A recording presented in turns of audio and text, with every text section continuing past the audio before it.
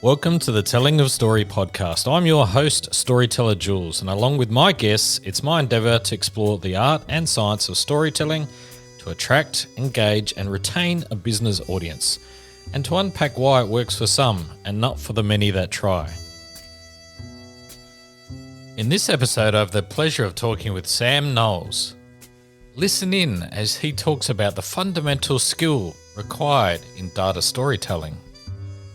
The fundamental skill, I think, in a data storyteller is empathy and humanity and ability to, we always say in storytelling, know your audience. One of the real challenges that academics and people in business, and let's look at some functions, the insight and analytics team or the market research team or the finance team, maybe in particular, they have a lot of data, but they are afflicted by what is known as the curse of knowledge. The curse of knowledge is simply this, that when you know something about something, it's really hard to imagine what it's like not to know that. But that's really a fundamental empathy fail. That's a lack of empathy.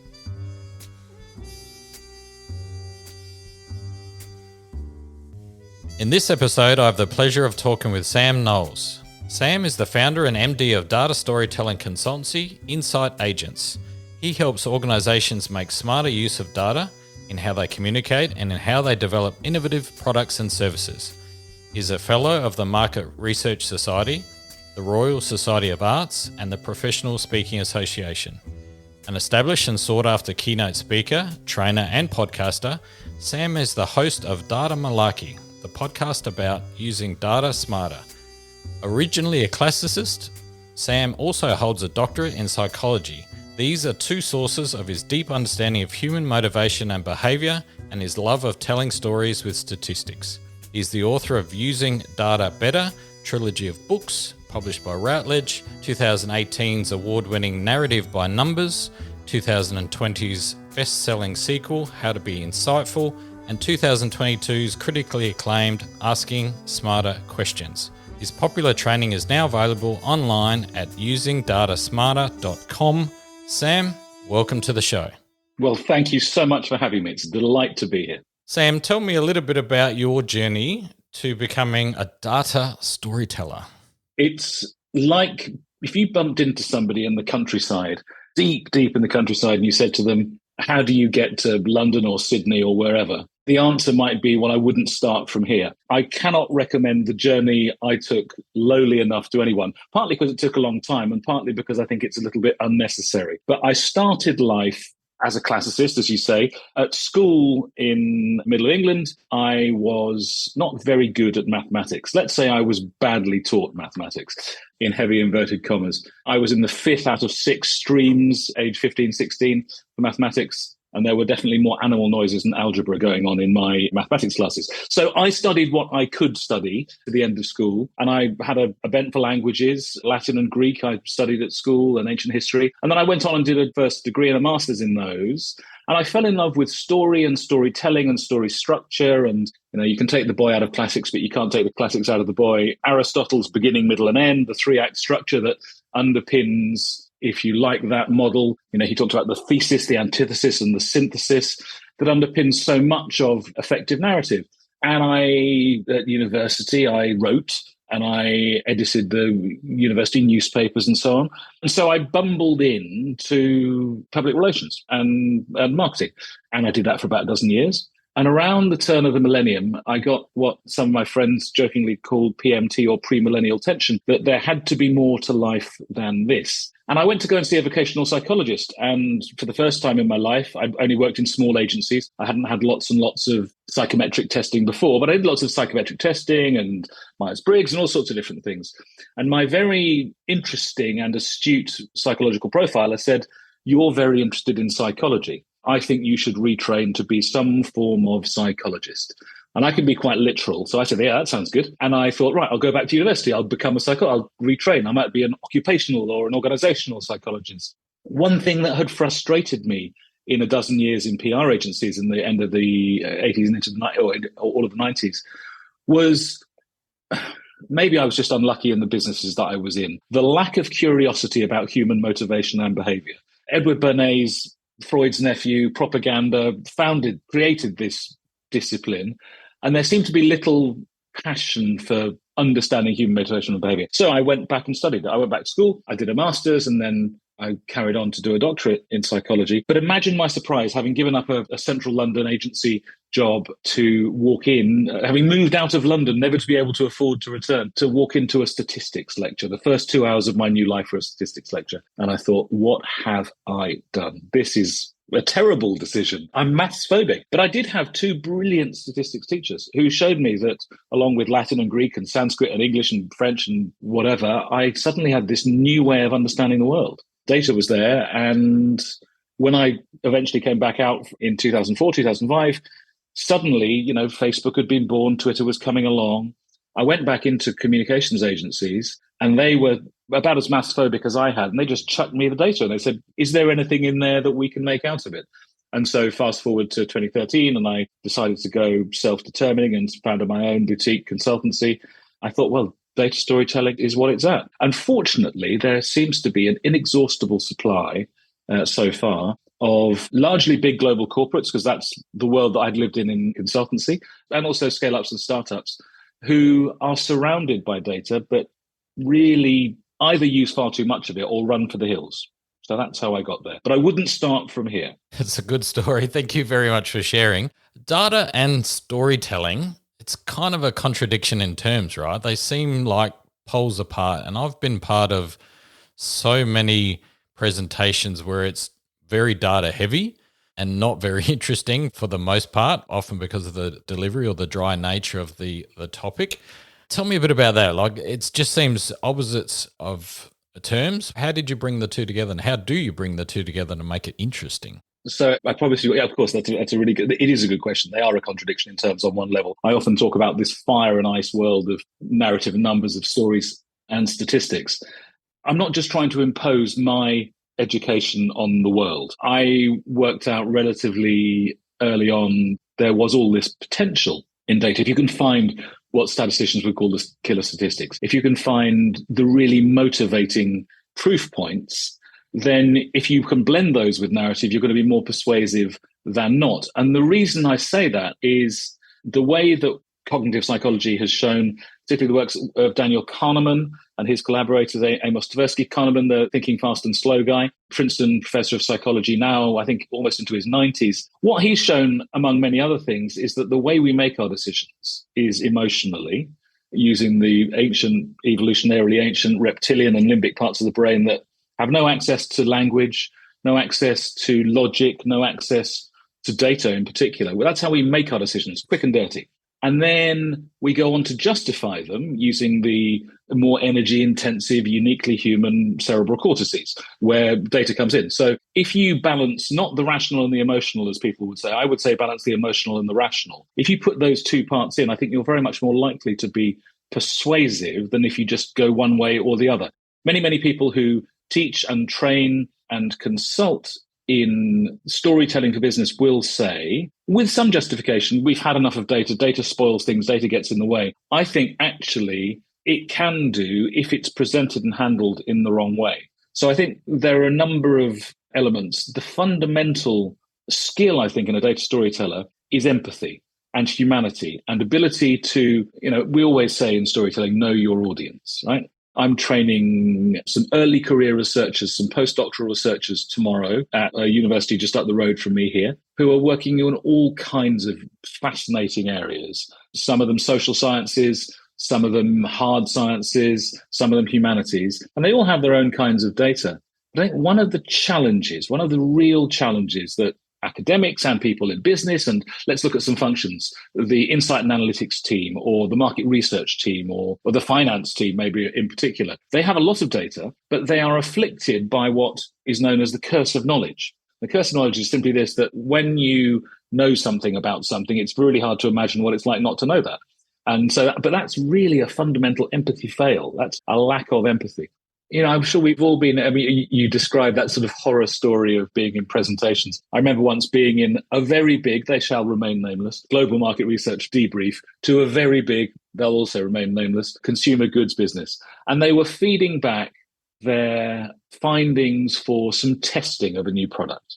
And they had the disadvantage of having a global brand director in the room who had a very very low tolerance of data. He was whip smart. He could run a pivot table in Excel like the best of them, but he didn't want to be taken through the journey of, we did this, it didn't work. We tried this, the audience didn't like it. What he wanted to know was, what do the data mean and what should I do as a result? So what, now what? And the poor market researcher, I felt for her. I still know her. She's still in market research. This is a dozen years ago.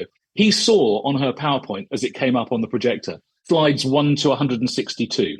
Now, that's not death by PowerPoint. That's genocide by PowerPoint, right? I mean, that's just appalling. And each one of them was this cross-tabulation, but no. And then the very last one was, and then this is what we found. Now, what he did was he slammed her laptop shut. I mean, I think, that may not be acceptable corporate behavior in the 2020s, but he said, and he rubbed the back of his head very irritatedly. He actually had a little bald patch at the back of his head because he always rubbed the back of his head. And he said, can you just not tell me what the story is?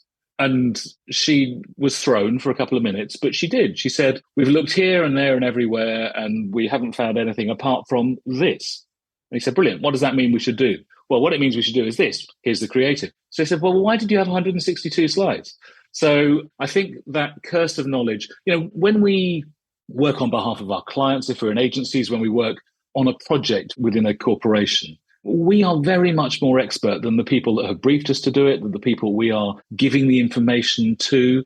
They really don't want to be taken through the pain that we've been taken through to come to the conclusions that we've come to. And if you fall foul of the curse of knowledge, then you will be blinkered to your audience. And I think that encouragement and kind of exhortation to know your audience, sometimes it can be a bit bland or you've got to know your audience, you've got to know who you're communicating to. One of the exercises I'm running with these early career researchers in the University of Sussex tomorrow is called a pen portrait. And I'm just getting them to do a little spidergram about who they're looking to communicate with and to focus on what they know, what their likely data tolerance is. If you can understand, are you talking to the procurement team or are you talking to the marketing team? Now, some unkind people like the Anglo-Aussie Mark Ritson, the marketing professor Mark Ritson, would unkindly call a lot of marketing the colouring in department. Now, things have moved on, I know, but if you don't know what your data tolerance is of the people that you're looking to influence,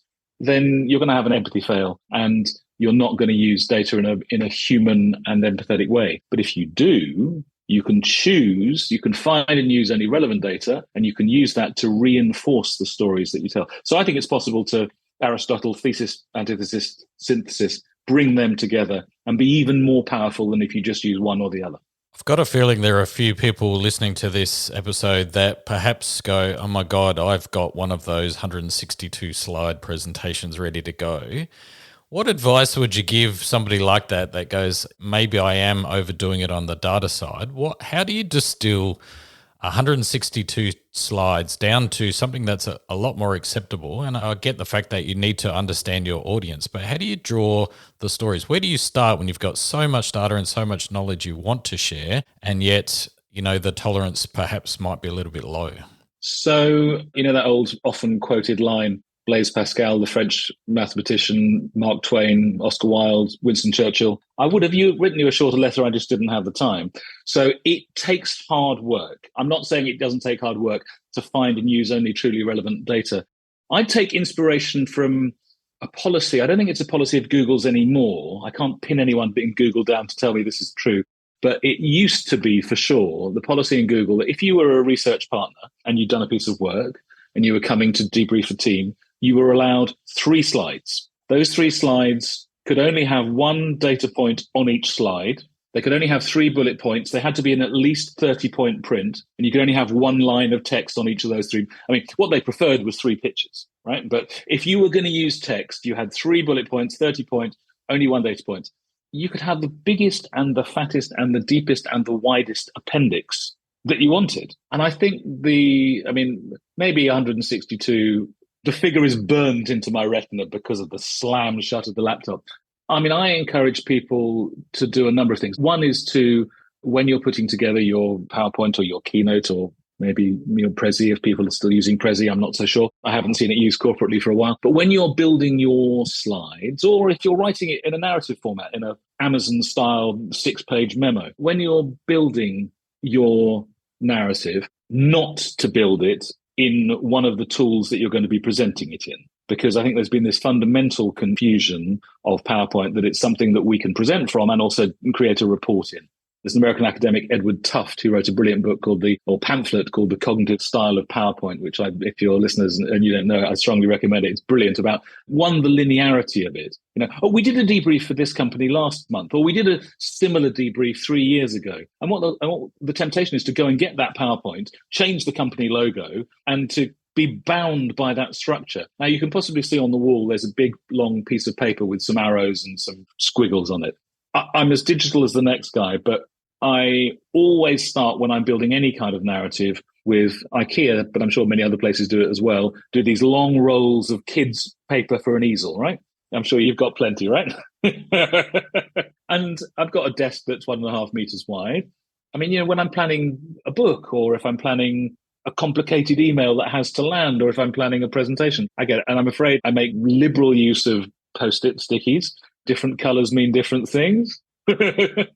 I'm a big fan. I am a big fan. Yeah. And so to craft it in an analog way, I mean, I got this inspiration from when I was doing my first degree in classics. Writing essays were probably more complicated in the arguments that they were considering. I'm not saying that they were higher brow, but there was just lots of things to bring in.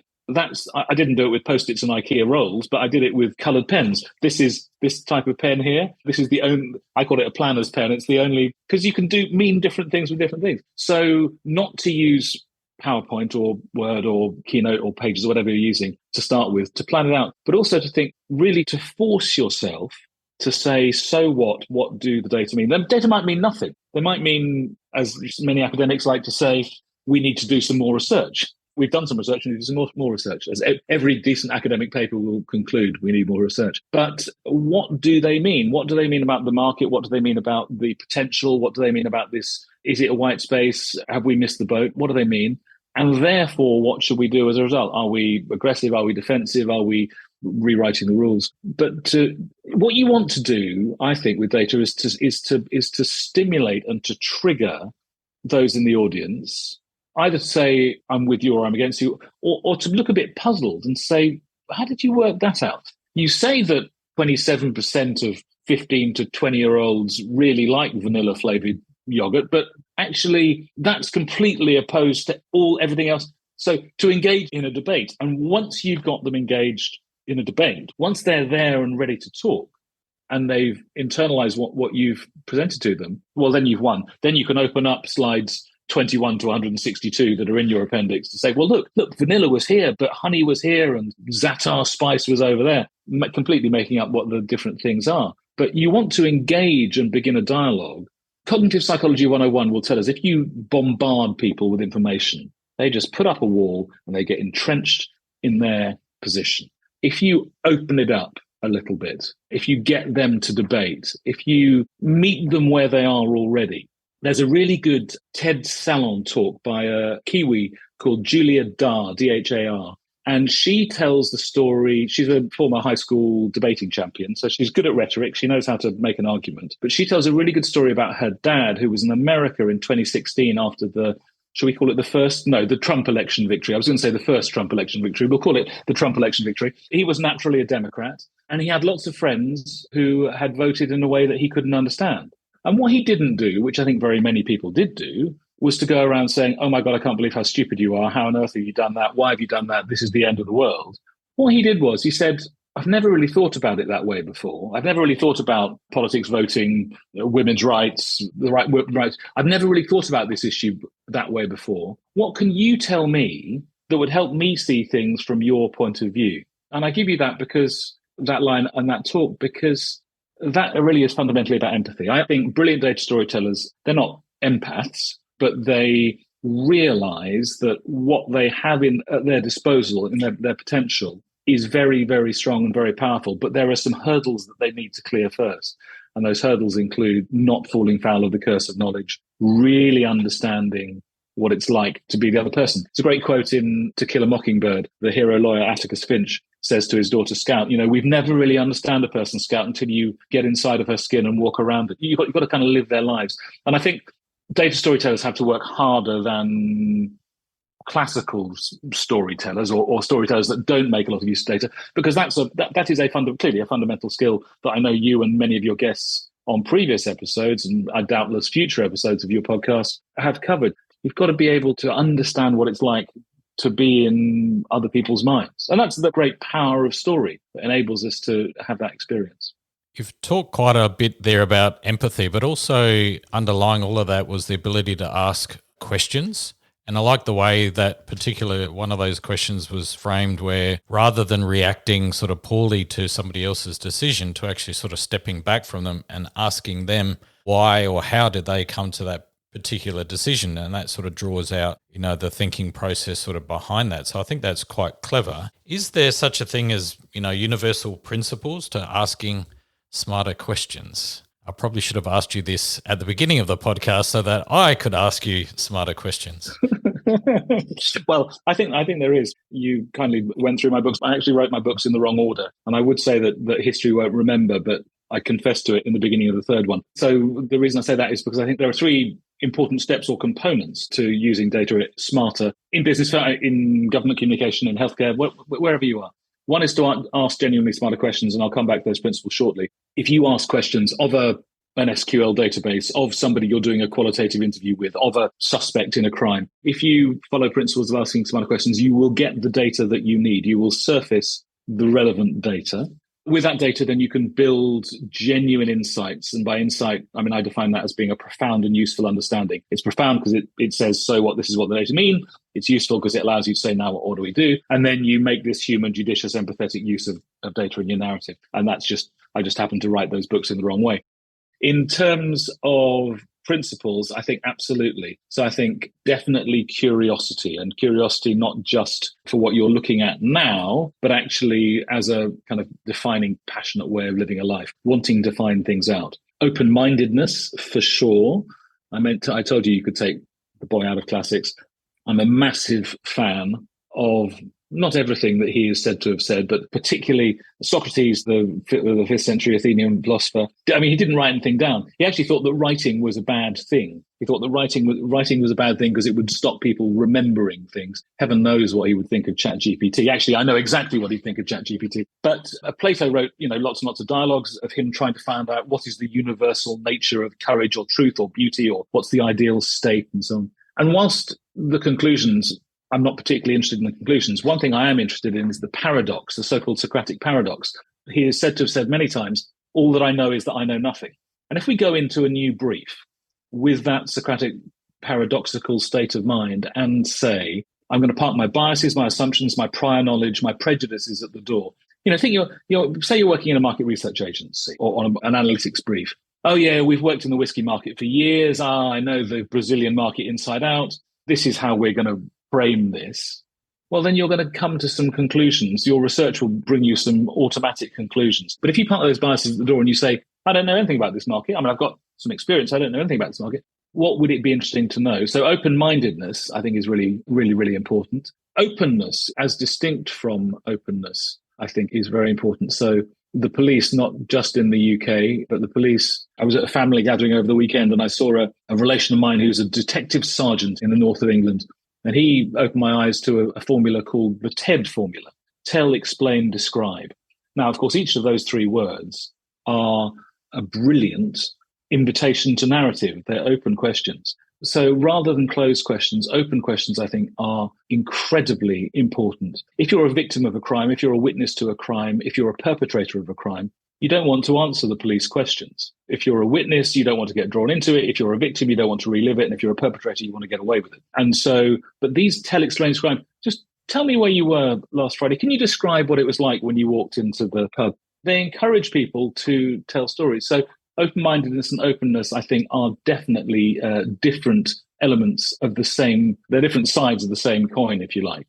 And so those are three. I'd say preparation, making sure that you get ready for what you're going to be doing, preparing the room if you're doing it in person, preparing the way that you think the conversation might flow. Simplicity would be the fifth, not asking cluster questions. I don't know what it was like in Australia, but during the pandemic, when, it's a lovely phrase to say, former Prime Minister Johnson was doing his daily press conferences, journalists had one question on Zoom to ask. but they wouldn't ask one question. They'd ask six, and Johnson would choose the question he wanted to answer rather than the question that they wanted answered. So not asking cluster questions. And the same is true with, Boolean logic in searching social media data as it is in running a political interview. And then I think the single most important principle would be listening. So providing space. When I mentioned Julia Dahr's TED Salon talk, her metaphor or her metaphors are, if you're going to ask questions in the way that her dad did of Trump supporters, it's to treat questions and answers as a climbing wall. So you're looking for the next niche to put your handhold in or toes in rather than a fighting cage. And I think too often I don't know, have you been in meetings like this? I think I've been in meetings like this where somebody has to ask the first question. They want to be the first person recorded in the minutes, and someone has to ask the Saki question. And it's just like a competition. And I think that really means that you're not going to get the data that you need. You're just going to it's going to be performative. So those would be my 6 top tips for asking smarter questions. That is a really lovely list, and I think anybody listening to this, they're worth noting down. So curiosity, open-mindedness, openness, including the openness in your questioning, the preparation, simplicity, and listening, I think were the 6. Is that right? That's exactly right. You mentioned there as well, sort of the openness of the questions and not necessarily leading the witness, if you like, into giving you exactly what it is you want to hear. And I think, sometimes you see this in presentations or in questioning is people will specifically ask a question in a certain way to reinforce what they already perhaps know, rather than asking an open enough question to perhaps learn something new and move the conversation forward, right?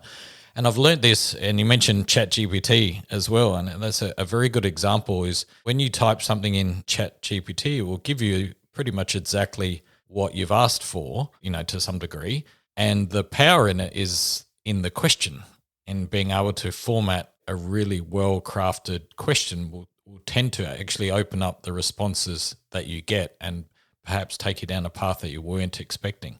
How important is it in storytelling to I guess, give people the power to ask you open enough questions so that you then have the opportunity to present back in a way that allows them to learn exactly what you're learning and what you're trying to portray? Is there a method to sort of invoking the right openness in the audience as well as the openness in the way you're presenting? I think the best way to do that is to manifest it. And that's I describe these as universal principles because I like to label things. I'm sure there are others. And by the way, I didn't just make them up. I spent quite a long time talking to people for whom professional success is predicated on their ability to ask smart questions. So I spoke to FBI hostage negotiators. We've got quite an important thing to do. Coaches, market researchers, police, journalists, doctors, people for whom it can be life and death, but success is really important. One of the most interesting people I spoke to was a Zen Buddhist sensei. I don't know if you're familiar with the koans that Zen Buddhists asked. What is the sound of one hand clapping, that kind of thing. The process of mulling on the question and considering the question is more important than the answer itself. So I think if you are able to manifest particularly listening, most particularly listening. I give you that last as a principle, but I think it could be the most important, counterintuitively the most important. If you can manifest those principles and show that you're, in Julia Dahr's words, on a climbing wall rather than in a fighting cage, then, we like to mirror, we and maybe a few primates are the only animals that have these mirror neurons that, it's why we cross our legs in the same way or why we fold or unfold our arms in different ways. It's not that we want to copy people in order to flatter them. It's that we feel easier if the other person is doing, I'm surprised I'm not doing this, to be honest. If I was standing up, I would be for sure. But we feel more at ease and we are, nope, not going there, not going there. Changing position. We feel more at ease if we not are the same, not our mirror images of one another, but if there is similarity. And I think that's, or kind of equality or parity. And I think that is the same in our questioning style and our answering style as it is in our kind of physical comportment. So it's not really much of a hack, I don't think, but when having asked questions, allowing them to have their impact.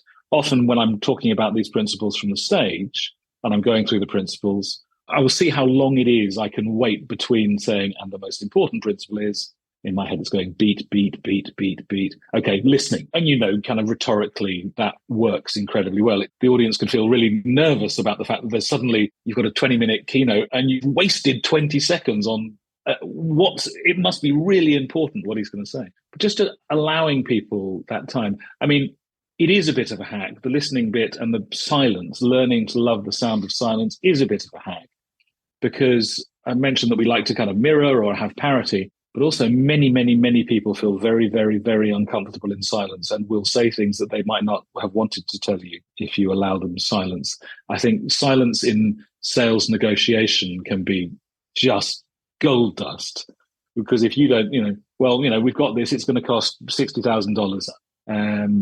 And just allowing people the time for that to sink in and respond to that. Well, no, I never did that. Well, not this year anyway. We couldn't afford it this year. And they can suddenly volunteer information. Journalists do this an awful lot, print journalists in particular, or journalists that are not recording live. Just allowing people to volunteer information because they hate the sound of silence. I'd encourage learn to love the sound of silence and genuinely listen. So for anybody out there listening who's data heavy and is wanting to present better and present that information better, what advice could you give these folk that are possibly listening that know they've got way too much information and they want to get a particular point across? Give the audience a little bit of an idea of how you would help them break down too much data, and where would you start? How does the conversation start in a story when you're delivering something of value that you want? You might only have a short period or a defined period of time to do it in, and making sure that the audience gets to the point that you're trying to make. That's a great question. When I said that preparation is so important, I mean, and I'm not going to talk initially about the actual act of presentation, but I will come back to that. You've been given a brief by a client or a colleague or a boss or whatever to go and find something out about something. Is it possible that we can enter in this market? Whatever. Or how do we persuade our customers to stop switching supplier, whatever it might be. And you know that there's a meeting at Wednesday at 12 o'clock and you're a week or 2 days away. There's a phenomenon in data analytics known as the last mile problem. It's a very good article in the Harvard Business Review in 2019 by a guy called Scott Berinato, who writes a lot about data, called The Art and Science of Data Analytics. And he talks a lot in there about working out when your presentation is going to be and then not allowing 5 minutes or half an hour to prepare how you're going to tell the story. Not working away at the data, but actually giving yourself false deadlines. So I would encourage false deadlines for sure, so that you don't allow that last mile to be swallowed up in 5 minutes or half an hour. You actually do create a narrative, let's say halfway between when you've been briefed and when you're feeding back. It might be that you don't have all the data in by then, but to give yourself false deadlines so that you begin to think from the very beginning of the response process, you begin to think, I'm going to have to go back and tell a story, and not to force fit, definitely not to force fit the data, and definitely not to bring these assumptions and biases. Well, if I'm going to have to do that, it's going to have to be this. To really work away and find and identify what you believe to be the most important data that may well get you to a point or a moment of insight. To try it out early. I think it was the ad agency TBWA who invented the phrase a tissue meeting, that you're going to go and have a meeting where you draw creative ideas on tissue paper rather than expensive Foamex boards. Maybe to have a check-in. I know you gave me a month for this project. Can we just put a 2-week meeting in? So just informal over a coffee. It's looking like this. What do you think? Not always to precede what's going to come and to get people to buy in. I mean, that can be very useful, particularly if the initial data are very striking. That can be very useful we thought we were going over there, but actually it looks like we're going over here. The stakeholder, the client, the internal client may just rip it up and say, absolutely no way, we couldn't possibly do that. We'll be fired if we do that. I told you to make cat food and you've come back to me with dog food. Why would that work? And then for the drama, if you like, of the performance, to actually rehearse, how often, I know for new business pitches, people will have, last agency I worked at, we used to call them a limp through. Anyone, not a walkthrough or a run through, but can we have a limp through? I rather like that honesty about it. But to actually rehearse, and you can do it, if it's a team that's presenting back, we're going to divvy it up this way. Steve, you do this. Janice, you do that. Or if it's just you, actually to read it out loud, to say to a room with a cat or a dog, or indeed a partner or a family member who'll tolerate you doing this, or somebody in your own organization who knows about the project or knows about what you're working on, but they're not invested and involved in it. And then you read it out, or you say, this is the way I'm planning to start it. And the first 3 slides are dripping with data and they're glazing over. But even if you just read it out loud to yourself, that can be, oh God, or record it on your phone. Listen to how it sounds. Does that sound interesting? Does that sound persuasive? A couple of other things. One is to begin with a number. Some business leaders, some politicians are brilliant at doing this. To begin with a number and to kind of violate the rules of syntax and say 9 million. Well, I'm listening now. Or 342,000. That's the untapped potential of this market in the Sydney metropolitan area. So to begin with a number, to shine a light, or to have no numbers at all and just to end with the number that says, and this is. But it's all about piquing people's interests. The skill of the storyteller can, I think, be married with the skill of the data scientist in order to captivate. So those are a few ideas. I hope they help. Sam, very much so. I'm fascinated by the idea of psychology and data as a mix. And I think you've found a beautiful little niche there that's more than big enough. As you say, there's no end in supply for technical data. And I think that's part of the problem with a lot of businesses and a lot of entrepreneurs and a lot of startups and those folk, where they're technically very intelligent people and they really know their stuff. And I think that the danger of having too much knowledge is a big factor. Is like they know so much and they want to give it, they want to tell you everything that they've learned and known. And I think it's a real gift to be able to strip that back, empathize with the audience, and to be able to deliver that in a structured way that makes sense, that delivers the information, but also takes them down that path, right? Takes them down the journey. Perhaps it leads them along the journey that you've come along, but in a way that brings them along rather than drags them along. They don't need to know every single piece of the detail. And I think, the psychology behind that is hugely important. I think this is a subject you and I could possibly talk about for hours on end, but I do need to wrap it up at some point in time. Do you have any parting wisdoms, Sam, for anybody that's listening, and where can the audience find out a little bit more about you? Cool. I think you've drawn that together beautifully. I think that one of the challenges, as I say, I'm working with academics tomorrow. My business partner runs a consultancy that specializes in academic impact. So what is the real world impact? Not how many papers have you had published, but how are you changing the world? How are you changing policy and so on? And one of the things that I think academics often dig their heels against, but so to research and analytics and insights folk in corporations, is that simplification means dumbing down. And I don't think that's the case at all. I don't pretend to understand what E equals MC squared means, but I can see that there's a complex idea that has been expressed simply. Another physicist, Richard Feynman, amazing. He was interviewed by, I think it was CNN, shortly before he died. You've won the Nobel Prize, Professor Feynman. It's 3 minutes how long. I'd won the Nobel Prize. It wouldn't have been worth a Nobel Prize. Simplification is not making something simplistic. It's making it understandable and sharing it and making people curious and wanting to come on the journey with you. And if you have that empathy fail, then they won't come with you. And particularly in an always-on digital first world, they'll go somewhere where the audience is more respected, and you'll lose out on that. In terms of where to find me, you mentioned my business is Insight Agents. InsightAgents.co.uk is one location. A lot of this is captured at www.usingdatasmarter.com. And I think it's fair to say these days, I'm all over LinkedIn like a cheap suit, as they say in these parts. So Sam Knowles Data Story is where you will find me on LinkedIn. Sam, thank you so much. I appreciate it. My very, very great pleasure. Thanks for having me on. What an enthusiastic discussion we just had with Sam.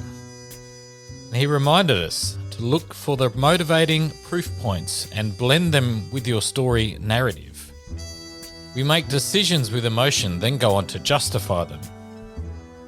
Understanding your audience's data tolerance to avoid empathy fails.